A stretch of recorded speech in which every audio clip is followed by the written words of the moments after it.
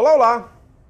O draft é o maior evento da intertemporada da NFL. Isso com certeza absoluta. Claro, a gente tem a free agency, a gente tem o momento da franchise tag, combine, mas é mais do que óbvio que o ápice da off-season é o draft. E depois dele a NFL fica um pouco adormecida durante alguns meses. E é no final de abril, no draft, que carreiras são construídas ou começam a ser construídas. E às vezes também carreiras são interrompidas ou caminham para o fim. O que é talento? Já para pensar o que é? Bom, existem muitas definições, mas quando eu analiso os jogadores no draft, eu gosto muito de considerá-los como se fossem sementes, né? E depende muito do terreno que essa semente vai ser plantada. Vou dar um exemplo, o Jared Goff. O Jared Goff hoje é um quarterback acima da média na NFL, isso ninguém tem dúvida, pode não ser um top 5, mas é acima da média. O ano de calouro do Jared Goff em 2016, trabalhando com Jeff Fisher com os Rams, foi um dos piores anos de calor que um quarterback já teve. E aí chegou o Sean McVay em 2017 e salvou a carreira do Jared Goff. A semente era a mesma, mas o terreno era bem diferente. Agora, sementes são diferentes umas das outras. E não é só a produção no college, não é só onde o cara jogou, contra quem ele jogou, como ele jogou. Uma coisa muito importante quando a gente analisa prospectos é a relação do atleticismo, é a questão do atleticismo. E atleticismo não é necessariamente uma primeira passada mais rápida, ou impulsão, ou a velocidade no tiro de 40 jardas, não é só isso. É o conjunto da obra, é a impressão digital do jogador como atleta. E peso e tamanho, muitas vezes, acaba sendo um fator.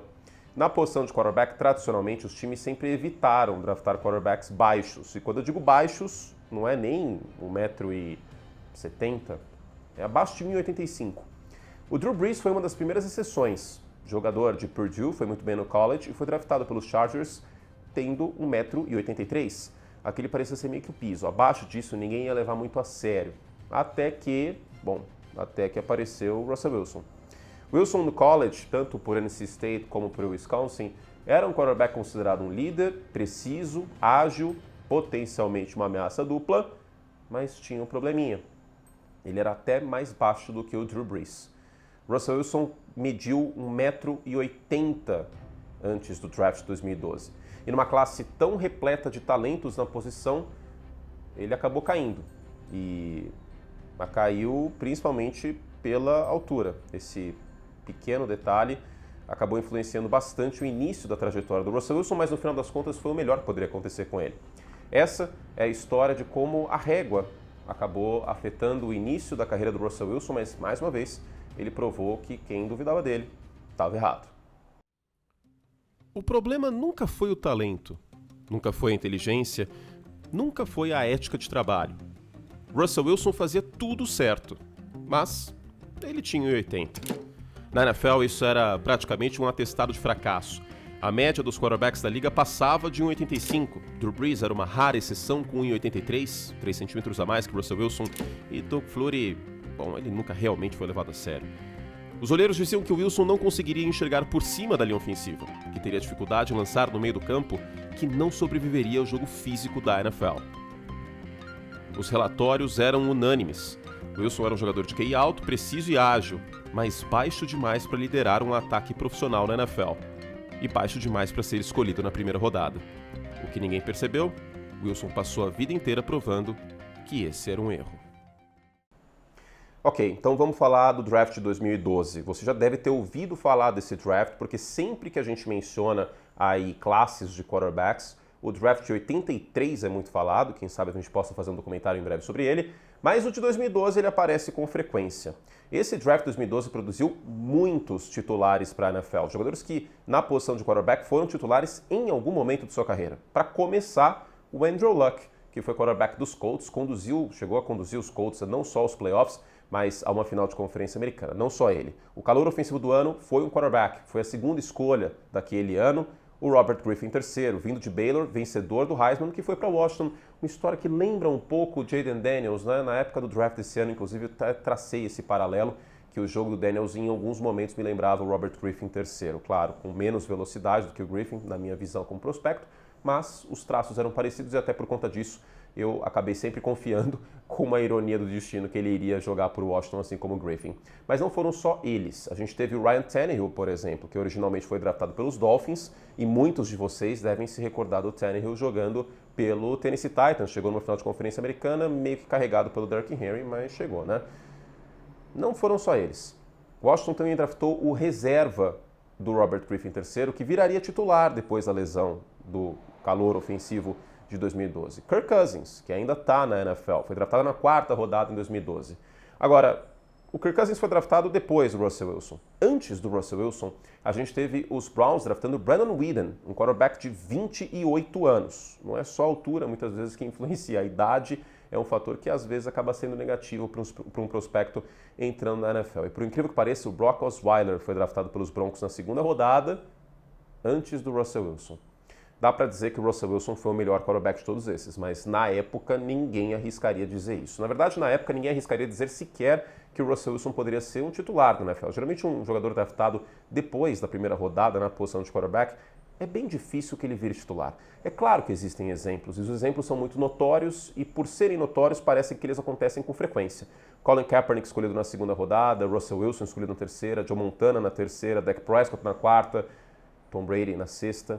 Mas geralmente o quarterback titular sai na 1ª rodada. E porque geralmente são as melhores sementes, e você quer as melhores sementes na posição mais importante.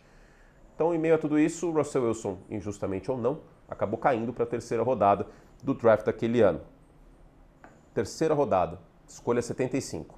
Foi aí que o destino e a história, tanto do Russell Wilson como do Seattle Seahawks, mudaria bastante. Mas não só deles, também do Pete Carroll e do Matt Flynn.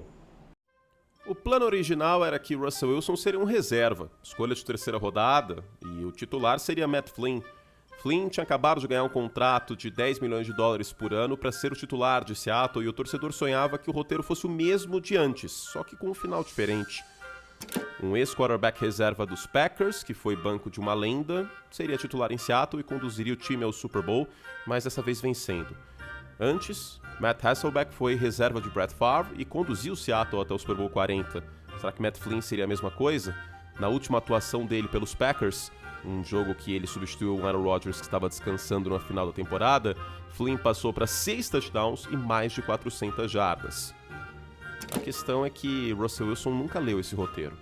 E já na pré-temporada ficou claro que ele era simplesmente melhor. Pete Carroll, técnico do Seahawks, tinha um histórico de desafiar convenções. E em 2012, ele tomou uma das decisões mais ousadas de sua carreira. Anunciou Russell Wilson como quarterback titular da equipe. Na semana 1, Wilson já estava liderando o ataque de Seattle, e a NFL demorou muito pouco para perceber que tinha cometido um erro gigantesco. Agora eu vou dar um toque pessoal. Eu lembro que aquela sala de quarterbacks do Seattle Seahawks me parecia um tanto quanto estranho as notícias que eu lia no mês de agosto de 2012. De repente, parecia que o Matt Flynn não seria o titular do Seattle Seahawks, mas que durante o training camp e até nos jogos de pré-temporada, entre Matt Flynn, o veteraníssimo Tarvaris Jackson, que tinha tido uma alta rodagem já, e o Russell Wilson, calouro, escolha de 3ª rodada, era o calouro que estava vencendo essa batalha. E o Pete Carroll, obviamente, não tem medo de ser feliz e falou, tá bom, se ele é o melhor quarterback, a gente vai com ele. E essa foi a decisão tomada antes mesmo do fim da pré-temporada. Já na semana 1 da temporada de 2012, Russell Wilson foi quarterback do Seattle Seahawks. Não foi um ano do Russell Wilson, estatisticamente falando, que fez com que ele fosse unanimemente o calor ofensivo do ano. Como acabei de falar, a gente teve Robert Griffin III com um ano mais impactante. Mas o mais importante é que naquele time tinha o início, a gênese do que seria a equipe que venceria o Super Bowl no ano seguinte. Os Seahawks chegaram nos playoffs com o Russell Wilson calouro naquela temporada e viraram uma das sensações da NFL no ano de 2012. Eles perderam para o Atlanta Falcons, mas o sentimento de todos os jogadores envolvidos naquela partida, saindo na derrota nos playoffs, indo para o ônibus do time, é que no ano seguinte as coisas seriam diferentes. E foram. Claro, não foi só o Russell Wilson. A gente está falando de uma das melhores defesas da história da NFL e, para mim, a melhor defesa da década passada, a de Legion of Boom. Uma secundária incrível, com Cam Chancellor, Earl Thomas, Richard Sherman, um front bem interessante também, com vários jogadores que contribuíam e, claro, o Marshall Lynch, um dos melhores running backs da NFL naquela época, e o amparo ao jogo do Russell Wilson vinha do jogo terrestre. A melhor versão do Russell Wilson sempre foi essa, um jogo terrestre eficaz e o Russell Wilson com mobilidade, coisa que, bom, não existe agora mais que ele tem 36 anos, mas naquela época existia muito. Para além disso, o Russell Wilson sempre foi um bom quarterback passando no perímetro em profundidade, coisa que em alguns momentos ele até mostrou em 2024 pelo Pittsburgh Steelers. Pois bem, com aquela defesa fantástica, no início de 2013 a expectativa é que a divisão e talvez a conferência ficasse entre Seattle Seahawks e San Francisco 49ers. Aquele, aliás, foi um ano raríssimo que eu consegui acertar meu palpite de final de conferência nas duas conferências. Denver e New England, Peyton Manning e Tom Brady, e o San Francisco 49ers enfrentando o Seattle Seahawks. Assim foi feito. Colin Kaepernick e Russell Wilson se enfrentaram na final da NFC e o Russell Wilson saiu melhor.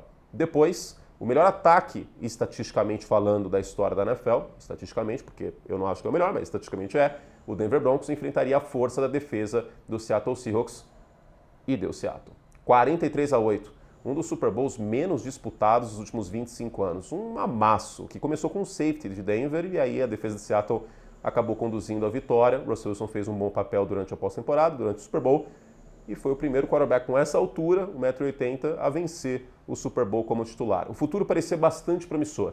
A expectativa com aquela defesa incrível, com o Russell Wilson apenas em seu segundo ano vencendo o Super Bowl, é que a equipe venceria vários títulos, ou que fosse uma força na Conferência Nacional por anos, anos e anos. Só que o roteiro da NFL, às vezes, ele fica de ponta cabeça, né? A gente sabe muito bem o que aconteceu no ano seguinte. Agora, o mais importante é que o título no Super Bowl 48, ele acaba sendo uma libertação, ele acaba sendo uma quebra de barreira. Até 2012, era muito difícil que a NFL, os olheiros, os general managers, a imprensa, os torcedores levassem a sério quarterbacks mais baixos. O piso parecia ser o Drew Brees, com 1,83. Menos do que isso, como que o cara vai chegar em cima da linha ofensiva e tudo mais? E olha, não me entendam mal, isso acabou sendo em vários momentos um problema para o Russell Wilson, especialmente no final da carreira dele, no momento que ele não estava mais fora do pocket com frequência, com mobilidade, e o problema que eu estou falando é passar a bola no meio do campo. Isso, cronicamente, é uma questão. Só que existiam outras ferramentas, existiam outros recursos para o Russell Wilson compensar isso. Hoje já não é mais o caso.